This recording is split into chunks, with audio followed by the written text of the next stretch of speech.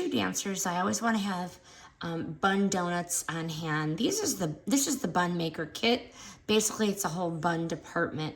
You get 8 donuts in 4 sizes, so you can do a tight ballet bun, a fuller stage bun, or a quick mom bun. We always use this size for day-to-day buns. This seems to be the easiest. And it comes with pins. I like these pins, 2.8 inches, and then it also comes with a couple hair ties. So I know when I first started doing this, I had no idea how to make a bun. Basically, put the hair in a high pony, put the bun donut on the ponytail, then wrap all of the hair over the side, secure with the ponytail ring, and then I wrap it around and pin it.